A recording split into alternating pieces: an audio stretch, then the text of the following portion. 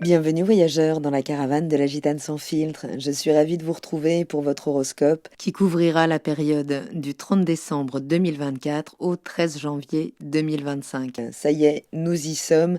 L'arrivée en 2025. Alors cette vidéo fait suite à celle de l'analyse de la nouvelle lune en Capricorne du 30 décembre, dans laquelle j'approfondis davantage l'analyse générale que je vais ici adapter à votre signe, qu'il soit solaire, lunaire ou ascendant. Je vous poste le lien direct qui doit s'afficher maintenant si vous souhaitez aller plus loin dans la compréhension des énergies de cette période. J'ai également posté la vidéo bilan de l'année 2024. Je vous mets également le lien dans la barre de description où vous trouverez aussi toutes les infos sur mes prestations. Je vous encourage toujours à monter votre propre thème. Si vous ne savez pas comment faire, voici le lien d'un petit tutoriel pour le faire gratuitement. Et donc dans cet horoscope, je vous propose de voir quels secteurs de vie sont touchés par les énergies de ce nouveau cycle en Capricorne, puis dans un second temps, de voir l'évolution du ciel jusqu'à la prochaine pleine lune, qui aura lieu en Cancer le 13 janvier, enfin quelques minutes avant le 14. Quels secteurs de vie donc seront au centre de votre attention à travers les ingrès lunaires, les changements de signes de la lune pour faire le tour du zodiaque en 28 jours. Si vous êtes vierge, ascendant vierge, ou si vous avez la lune dans le signe de la Vierge, la nouvelle lune du 30 décembre marque une nouvelle impulsion, le début d'un nouveau cycle dans votre secteur 5. Alors c'est quand même le secteur le plus sympathique, celui de la joie, de l'enfance, de notre créativité, de notre expression de nous à travers notre créativité. Donc ça peut parler de la relation aux enfants, de la relation aux parents, c'est aussi le secteur où on déploie notre auto-estime. Donc par extension, c'est le secteur de la projection, donc celui des relations amoureuses. Donc cette nouvelle lune, elle active vos aspirations créatives, peut-être ces relations amoureuses, et surtout votre rapport au plaisir, à la joie immédiate et égoïste. C'est donc une opportunité là de réévaluer peut-être certaines de vos passions, de poser des intentions claires pour bâtir des projets créatifs pour cette année 2025, ou renforcer vos relations affectives sur des bases plus solides, plus authentiques et plus matures. Cette nouvelle lune, elle vous demande aussi de trouver un équilibre entre spontanéité et responsabilité. Saturne, qui maîtrise toute cette période, planète de la limitation, de l'éducation, par la frustration, est en secteur 7 dans votre thème et met donc l'accent sur vos engagements relationnels, sur vos partenariats, qu'ils soient personnels ou professionnels. Donc ça peut signifier bien de nouvelles responsabilités, peut-être, au sein de certains partenariats, qu'ils soient amoureux, ou pro, vraiment, et Saturne surtout, vous pousse à examiner vos relations de manière réaliste pour renforcer celles qui sont alignées avec vos valeurs et peut-être laisser partir celles qui ne le sont plus. Saturne est en aspect de tension, en carré à Mercure dans l'énergie du Sagittaire dans votre secteur 4. Mercure, c'est notre communication, notre manière d'élaborer notre pensée, de la partager, d'interagir, donc avec notre environnement. Et ça pourrait être un petit peu difficile pendant cette période puisque Mercure est dans le secteur de la famille, du foyer, du lieu de vie. Et donc il pourrait peut-être y avoir certaines tensions là, des communications qui peuvent être frustrantes ou alors des contractualisations, si c'est en lien avec le lieu de vie, si vous faites des travaux ou si on parle d'un déménagement. Bon, les choses là peuvent être un petit peu contraintes. Donc attention aux discussions tendues, aux malentendus au sein de la famille ou avec un partenaire concernant les problématiques familiales. La clé, ce sera de clarifier vos attentes au maximum, de faire avec ce que vous avez en respectant votre authenticité, de trouver un équilibre peut-être entre vos responsabilités domestiques et relationnelles. Saturne est également en tension avec Jupiter, la planète de l'expansion, dans votre secteur 10, qui parle de vos ambitions professionnelles, de votre statut public, de vos ambitions.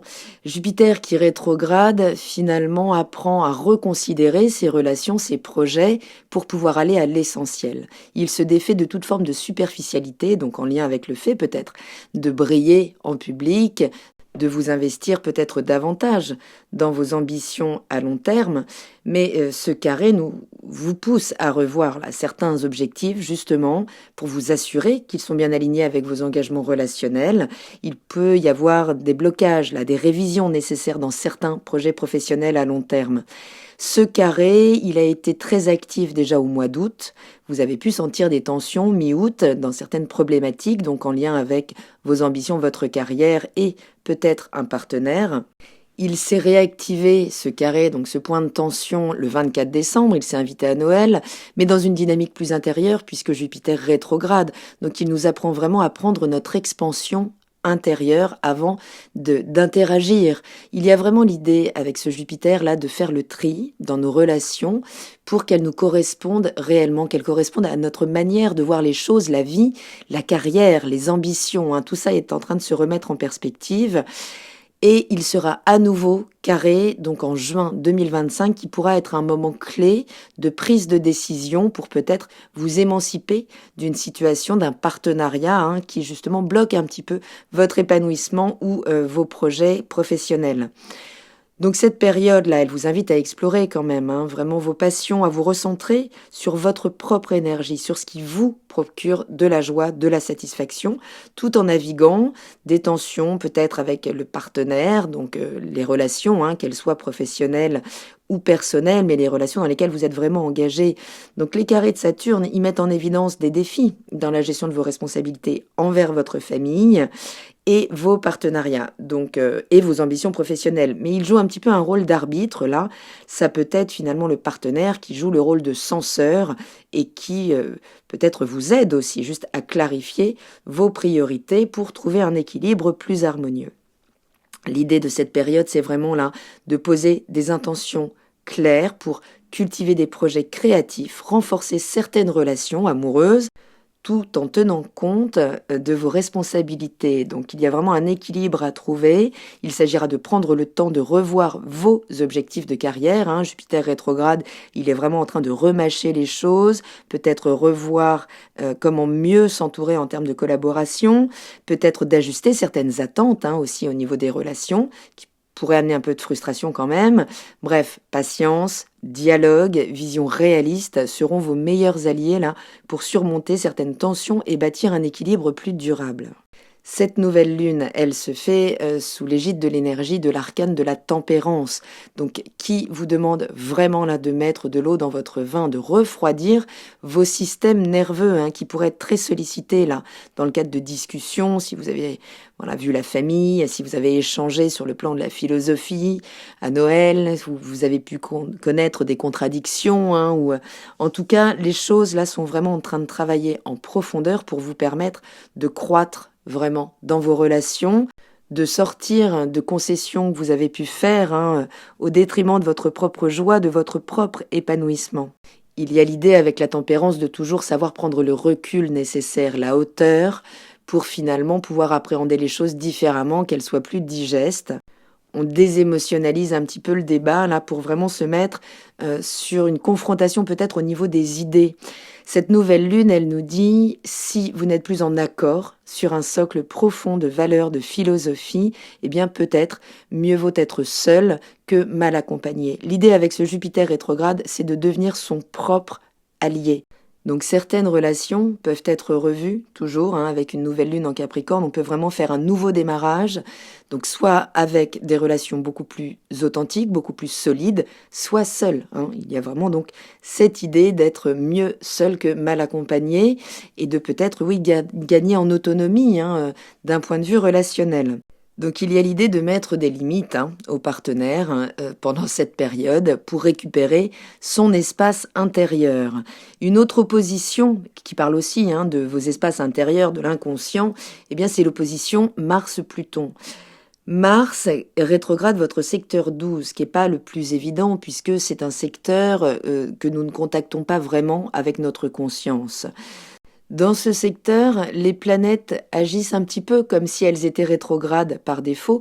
Donc là, c'est une espèce de double effet qui se coule hein, de ce Mars comme une double rétrogradation.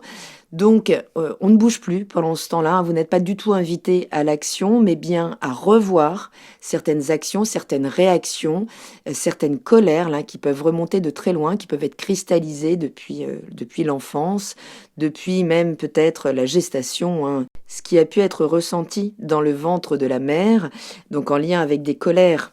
Donc il y a ce truc de cocotte minute, vraiment, hein, Mars rétrograde, maison 12, attention, puisque on ne peut plus vraiment contrôler nos réactions. Elles remontent malgré nous, puisqu'elles viennent soulever des problématiques cristallisées depuis très longtemps.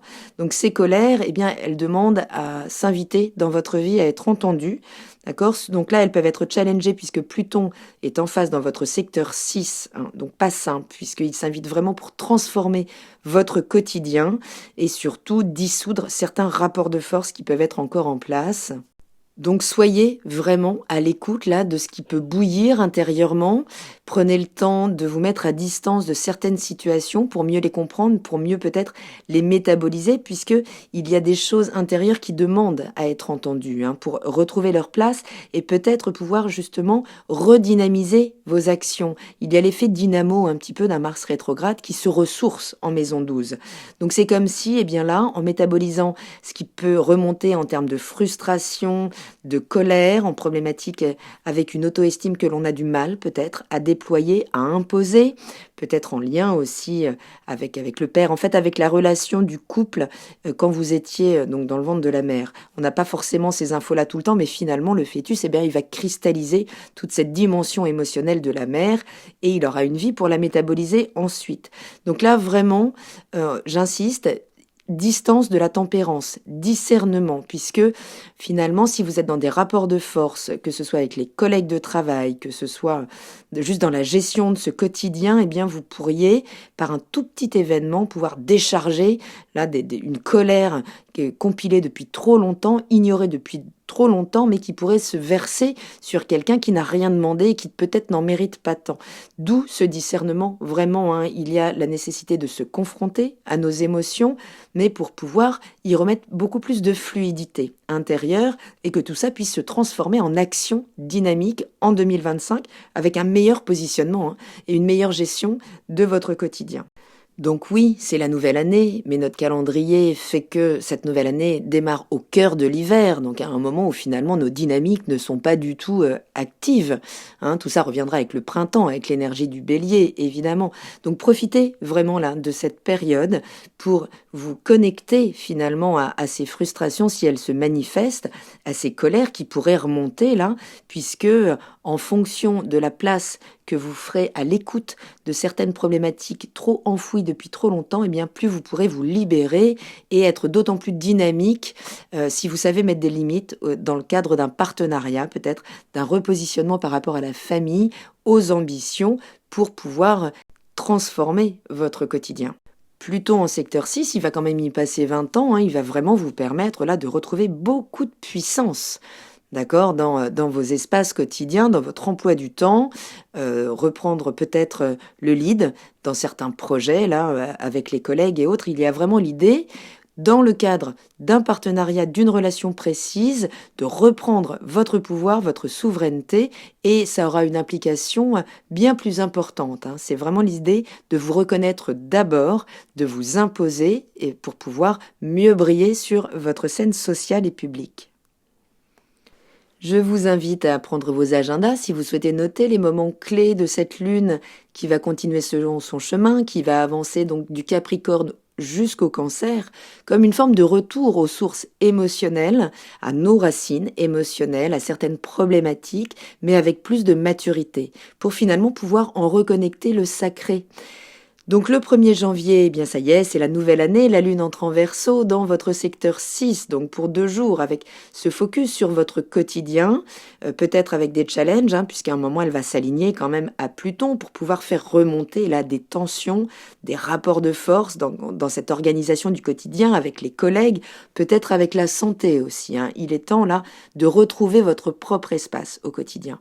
Donc oui, peut-être savoir se préserver, mettre des limites à votre extrême empathie vis-à-vis de l'autre, hein, dans le secteur 7, puisque l'idée de cette période, c'est mieux vous positionner face à l'autre. Donc mettre des limites à une empathie démentielle que vous avez pour l'autre, mais peut-être moins pour vous-même. Donc soyez à l'écoute de ce qui peut se passer, puisque ça peut réveiller vraiment des frustrations, des angoisses, des choses importantes. Et si vous ne les considérez pas, ces remontées, peut-être un peu acides, eh bien, il pourrait y avoir une sanction assez immédiate, puisque la Lune va s'aligner à Cérès à un moment. Et Cérès, c'est on récolte ce que l'on a semé. Donc conséquence immédiate, si vous négligez là, ce qui va se métaboliser, qui va remonter à la surface, qui pourrait être les premiers indices de ce qui doit être transformé dans ce quotidien, même si ça prend 20 ans, hein, et tous les 28 jours, la Lune repassera sur ce Pluton pour venir, comme en acupuncture, appuyer finalement là où ça fait mal, puisque certaines problématiques doivent être dissoutes. Le 3 janvier, la Lune entre en Poisson, donc dans ce secteur 7, là, où Vénus arrive en même temps en Poisson. Donc ça, c'est vraiment chouette, puisque c'est un mois de réharmonisation, justement de revalorisation au sein des relations. Donc ça peut passer par un moment de repositionnement. La Lune va donc croiser la trajectoire de Saturne, qui va vous permettre, si vous êtes à l'écoute de vos émotions, à un moment de dire stop, peut-être à certaines situations, de vous imposer avec plus d'autorité, hein, plus de structure, plus d'autonomie, et en même temps, tout en gardant vos idéaux, puisque Neptune est toujours dans ce secteur. Le 5 janvier, la Lune entre en Bélier, donc dans votre secteur 8, hein, secteur des transformations, des zones cachées, des tabous, de l'argent partagé aussi, et c'est ici qu'est le nœud nord, encore très peu de temps. Donc il y a un vrai focus, donc prendre en considération ce qui se passe avec Mars en maison 12, qui peut vraiment créer des remous intérieurs, des manifestations psychosomatiques aussi, de ces remontées de colère, pas forcément conscientes, peut-être refoulées, peut-être en lien donc avec...